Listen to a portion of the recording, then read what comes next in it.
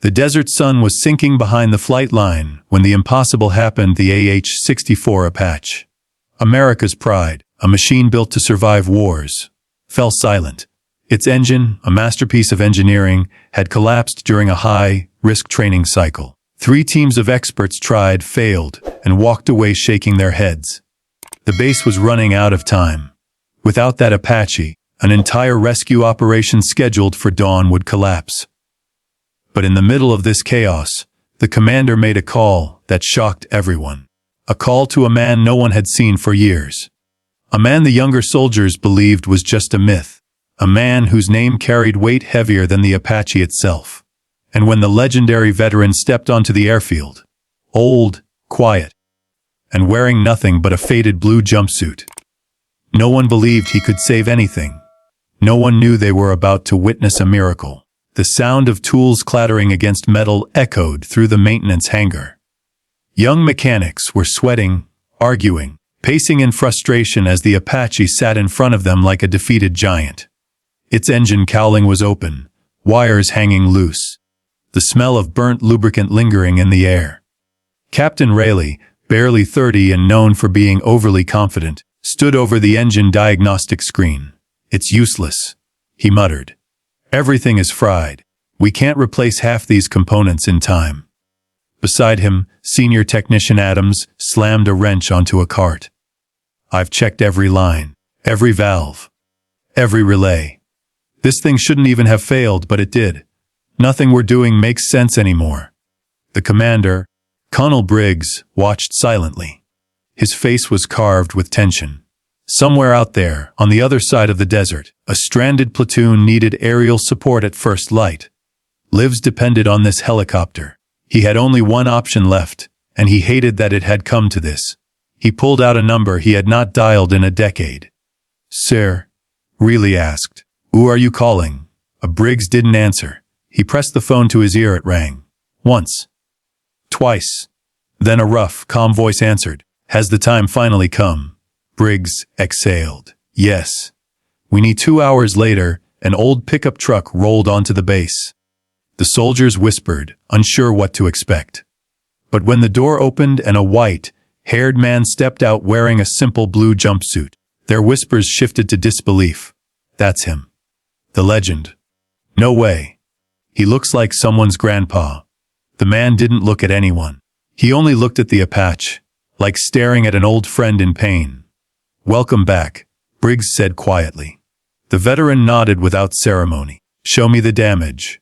He was known only by one name: Mason, a former master aviation engineer, the man who had once rebuilt an Apache in the middle of a battlefield, the man who could listen to an engine and diagnose it like a doctor listening to a heartbeat. But he was older now, slower, and to many of the younger mechanics, he was just a relic. Rayleigh stepped forward with a smirk. "With all due respect, sir, this is advanced hardware. Even our specialists couldn't." Mason ignored him, placing his hand on the metal skin of the Apache. His fingers traced along the frame as if he could feel its story. His eyes narrowed. He leaned closer. "Listened. Start the auxiliary," he said. Rayleigh hesitated. "Do it?" Mason repeated. The APU whirred to life. Mason tilted his head, listening deeply. Then, suddenly, he reached inside the engine compartment and pulled out a small piece of metal burned at the edges. "This shouldn't be here," he said. The technician stared. A foreign fragment. Something lodged deep where it never should have been. Mason's eyes hardened. "This wasn't a malfunction," he said. "Something hit this engine." The hangar went silent. Briggs stepped forward. "Can you fix it?" Mason didn't answer right away. His old hands tightened around the fragment. Memories of battlefields flashed in his mind. Screams, explosions, moments where helicopters meant life or death. Finally, he looked at the commander. "I can fix it. But I need every mechanic you've got and their respect." His eyes locked onto Rayleigh. The young soldier felt his pride crack. "For tonight," Mason said, "you listen to me." And as the sun disappeared, the real battle began. Against time, against failure, and against the doubt that hung in every mechanic's mind. The hangar lights hummed overhead, as Mason spread out tools across the platform. His movements were slow but precise. Every turn of a wrench carried decades of experience. Every instruction he gave was clear, firm, and backed by an unspoken authority. Check fuel line 3, replace the ignition rails, purge the cooling valves, and someone get me a micro-bore camera. The young mechanics scrambled. For the first time, they weren't questioning him. Really watched quietly, guilt pulling at his throat. Mason noticed. "You think age means weakness?" Mason said without looking up. "No, sir. You'll learn." Mason interrupted. "That a machine doesn't care how old your hands are." The hours passed. Sweat dripped. Sparks flew. Tools rang out like war drums. At 2 a.m., they hit their worst moment. The secondary turbine refused to sink. The readings were off the charts. They were minutes from giving up. Really sank against a toolbox. "We're done. We'll never get it airborne." Mason walked over, knee cracking as he crouched. "Tell me what you hear." O'Reilly blinked. "Here, sir, it's an engine problem." "Listen," Mason said softly. "Close your eyes." Reluctantly, really did. Mason tapped the turbine housing gently. A faint metal rattle vibrated through the air.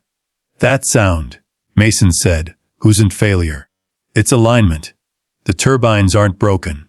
They're speaking. You just haven't learned the language yet." O'Reilly opened his eyes, stunned. Mason smiled faintly, almost fatherly. "Let's teach you." Together, they recalibrated the turbine assembly by hand, something no manual recommended. Something only Mason knew how to do. By dawn, the Apache stood ready. The engines were pristine, aligned, reborn. "Fire her up," Mason said. The blades spun. The turbines roared. The floor vibrated. Then, like the rising sun itself, the Apache came alive with a thunderous growl. The hangar erupted in cheers. Briggs exhaled, overwhelmed. "You did it, Mason, you did it." But Mason only wiped his hands on a rag, looking at the helicopter with quiet pride. "I didn't do it alone," he said. "They were ready. They just needed someone to remind them what these machines mean." O'Reilly stepped forward. "Sir, I misjudged you. Thank you for teaching me." Mason placed a hand on his shoulder. "Someday, you'll teach someone else. That's how our legacy survives." A moment later, the Apache lifted into the sky, flying toward its mission, its engine roaring with renewed strength. The younger soldiers watched it go, understanding something they never had before. A legend isn't someone who never ages. A legend is someone whose knowledge becomes the bridge between the past and the future. As Mason walked back toward his old pickup truck, Briggs called out, "You sure you don't want to stay a little longer?" Mason looked at the rising sun, smiled, and shook his head. "My time flew with those rotors," he said. "But the future is in good hands now."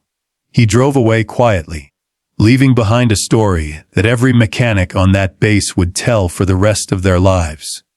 The night an old veteran saved an Apache and taught the next generation what true mastery really is.